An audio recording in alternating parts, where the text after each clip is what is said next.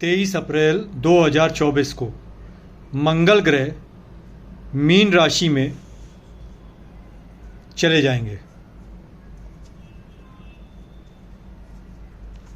जहां पे वो अपनी युक्ति राहु ग्रह के साथ करेंगे, जिससे निर्माण होगा अंगारक योग का। यहाँ पे ये 1 जून 2024 तक रहेंगे। तो इनका इस समय में सभी 12 राशियों पर किस तरह का प्रभाव देखने को मिल सकता है, आज मैं आपके साथ उस बारे में चर्चा करूँगा। और ये चर्चा का उद्देश्य है कि आपको थोड़ा सा अवेयर करना और सतर्कता बरतने की जो ज़रूरत की चीज़ें हैं वो आपके संज्ञान में लाना, जिससे कि ये समय आप अच्छे तरीके से सामान्य स्थिति के साथ निकाल सकें। और हाँ दोस्तों, अगर आपने मेरे इस चैनल को अभी तक सब्सक्राइब नहीं किया है तो प्लीज़ इसको सब्सक्राइब कर लें और बेल आइकन दबाना ना भूलें, जिससे इस तरह की जो घटनाएं, खगोलीय घटनाएं या गोचर में जो महत्वपूर्ण परिवर्तन होते हैं और जिनके बारे में मैं अपने वीडियोस डालता हूं, वो आपको समय से मिल सकें और आपको एक इंसाइट मिल सके कि उस समय को किस तरह से एक सामान्य तरीके से उसका उपयोग या सदुपयोग करना है। चलिए शुरू करते हैं। मेष राशि पर इसका क्या प्रभाव पड़ेगा। देखिए, ये परिवर्तन में मेष राशि के लिए द्वादश में रहेंगे, अष्टम द्वादश का संबंध बनेगा। तो इससे मेष राशि के जातकों को विवाद, झगड़ा, इन सब से बच के रहना होगा। उनको शारीरिक और मानसिक अवरोध भी झेलना पड़ सकता है। अगर उनका लगन मेष का है तो उन्हें शारीरिक समस्याएं झेलनी पड़ सकती हैं, चोट चपेट हो गया। और अगर उनकी राशि में ये है और उनकी राशि मेष है और लगन कुछ और है, तो उनको इसमें मानसिक अवरोध की समस्या देखने को मिल सकती है। मन विचलित रह सकता है, मन में खिन्नता रह सकती है, उलझन रह सकती है, अंतरंगना बढ़ेगी। यानी इस समय आपकी जो सेक्सुअल डिज़ायर्स हैं वो कुछ ज़्यादा आपको अंदर से पुश करेंगी। तो अपनी सेक्सुअल डिज़ायर्स के ऊपर आपको कंट्रोल रखना बहुत ज़रूरी है इस समय। वृषभ राशि, देखिए वृषभ के एकादश भाव में सप्तमेश होकर ये योग बनने जा रहा है, जिसमें आपके अनावश्यक खर्चे शुरू होंगे, जहाँ पे कि खर्चा करना नहीं करना नहीं समझ पाएंगे और खर्चे कर देंगे। पैसों की लेन देन में आपको सतर्कता बरतनी होगी। अगर आप किसी को उधार देते हैं इस समय तो आपके पैसा फंसने का योग बन सकता है। विवाद हो सकते हैं दोस्तों के साथ, तो अपने को दोस्तों के साथ एक सामान्य स्थिति में चीज़ों को सुलझाने की कोशिश करिएगा। झगड़ा विवाद हो सकता है। आपके राजनीतिक कैरियर में, अगर आप राजनीति में इन्वॉल्व हैं या राजनीतिक तरीके से कहीं जुड़े हुए हैं, तो इसमें आपके गिरावट देखने को मिल सकती है। इसमें आपकी राजनीतिक छवि के ऊपर कहीं ना कहीं ठेस लग सकती है। अब हम बात करते हैं मिथुन के। मिथुन के दशम भाव में ये योग बनने जा रहा है, जहाँ पे कि राहु पहले से विराजमान है। तो ये आपके गुप्त शत्रु बढ़ने का एक योग या इंडिकेशन बनेगा। आपके गुप्त शत्रु बढ़ेंगे, आपकी नौकरी छूट सकती है, विवाद कलह ज़्यादा बढ़ेगी आपकी। हो सकता है आपके अपनी बॉस के साथ बहुत ज़्यादा कोई विवाद हो जाए और आप तत्काल उसमें गुस्से में नौकरी छोड़ दें, या आपको नौकरी छोड़नी पड़ जाए। आपके अपने सबॉर्डिनेट या अपने साथ काम करने वालों के साथ वाद विवाद की घटनाएं बढ़ सकती हैं। अचल संपत्ति को लेकर आपको सतर्कता बरतनी होगी। आपको स्वास्थ्य हानि के प्रति सचेत रहना होगा। अपने स्वास्थ्य के प्रति इस समय में सचेत होकर चलिएगा। कर्क राशि की अगर हम बात करें तो कर्क राशि में ये योग कारक होते हैं मंगल। यहाँ पे आपके भाग्य स्थान में परिवर्तन हो रहा है, तो आपको इस समय में बड़े फैसले लेने से बचना होगा। कोई भी बड़ा फैसला उत्साह में या उत्तेजना में आके ना ले। सिंह राशि की बात करें तो सिंह राशि में भी ये योग कारक होते हैं मंगल। तो चतुर्थ भाव में ये परिवर्तन हो रहा है नवम के स्वामी होके। तो अष्टम में ये राहु के साथ है, जहाँ पे आपको ये शारीरिक समस्याएं दे सकते हैं। आपको शारीरिक समस्याओं के प्रति सचेत रहना होगा। आपके वैवाहिक जीवन में ये बहुत मुश्किलें पैदा कर सकते हैं। यानी आपको अपना वैवाहिक जीवन, आपसी तालमेल बहुत ही सोच समझ के और अपनी बुद्धिमत्ता का परिचय देते हुए ये समय अपने वैवाहिक जीवन में निकालना होगा। अब हम बात करते हैं कन्या राशि की। देखिए कन्या राशि में इसलिए बहुत विशेष हो जाएगा क्योंकि ये सप्तम भाव में ये योग बन रहा है।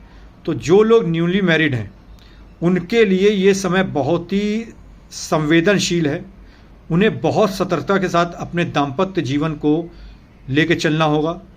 इस समय में आपके जीवन में किसी भी तरह का आपका दाम्पत्य में आया हुआ विवाद आपको कोर्ट कचहरी और अगर कुंडली के बाकी ग्रहों को देखने के बाद अगर कहीं डाइवोर्स की स्थिति बन रही है तो डाइवोर्स तक भी ले जा सकता है। इसलिए इस समय में आप लोगों को विशेष सतर्कता बरतनी होगी अपने दाम्पत्य जीवन को लेकर। इस चीज़ का सब कन्या राशि वाले लोग बहुत विशेष ध्यान रख के चलें। तुला की बात करें तो इसमें आपको कोई बड़ा कर्ज लेने से बचना चाहिए, लेकिन हाँ, अगर आप लोन लेने का कोई प्रयास कर रहे हैं तो लोन का आपका ये प्रयास सफल हो सकता है, आपको लोन मिल सकता है। आपके गुप्त दुश्मन भी बनेंगे, लेकिन आपको यहाँ सपोर्ट ये है कि आपके छठे भाव में बनने के कारण आपकी जीत या आप अपने दुश्मनों के ऊपर एक दबाव बना के रखेंगे और आपको उनसे किसी तरह की हानि नहीं होगी। क्योंकि आप पे गुरु की दृष्टि भी पड़ रही है तो आपकी चीज़ें एक सामान्य और एक सकारात्मक रूप से निकल जाएंगी। अब हम बात करते हैं वृश्चिक की। देखिए, वृश्चिक के लिए ये एक अद्भुत समय होगा।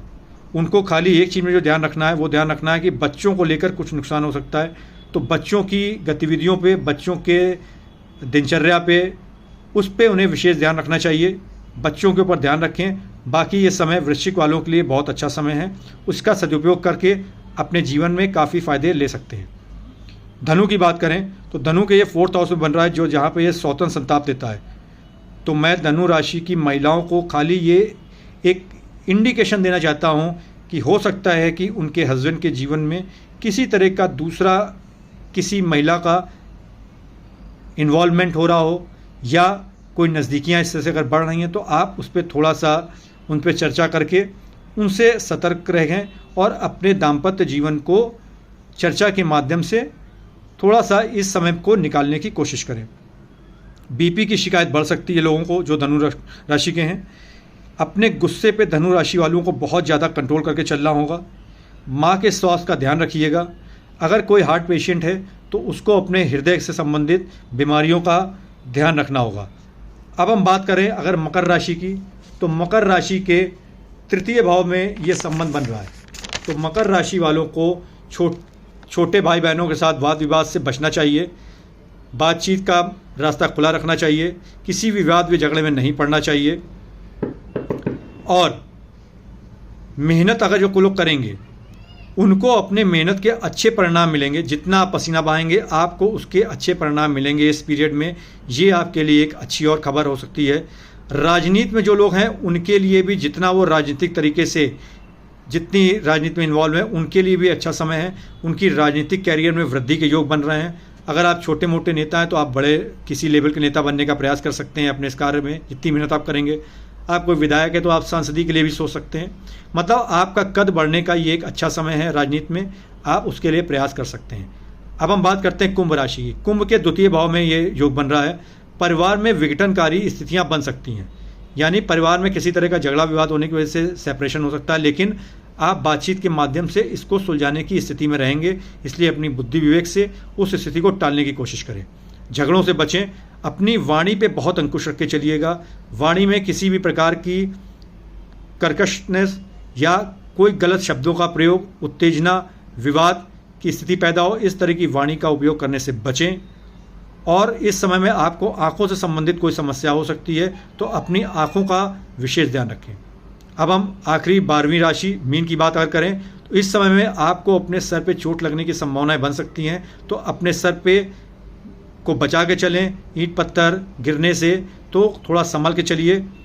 पति पत्नी के बीच में इस समय में थोड़ा सा शक शुबा बढ़ने की संभावनाएं कहीं ना कहीं बढ़ सकती हैं, तो दोनों लोग अपनी बुद्धिमत्ता से, अपने प्यार मोहब्बत से, बातचीत के माध्यम से अगर इस तरह की कोई दिमाग में किसी को कुछ आ रही है शक, तो कम से कम चर्चा जरूर करें जिससे कि बात बड़े स्तर तक ना जा पाए।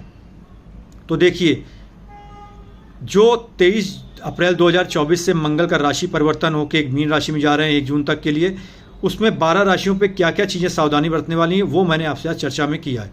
देखिए, योग तो यही बन रहा है जहाँ पे आपको सावधानी ज़्यादा बरतनी होगी। रही उपायों की बात, तो यहाँ उपाय वही हैं जो मैंने अपनी बात में आपके साथ साझा करे। अलग से आपको कोई उपाय नहीं करना है।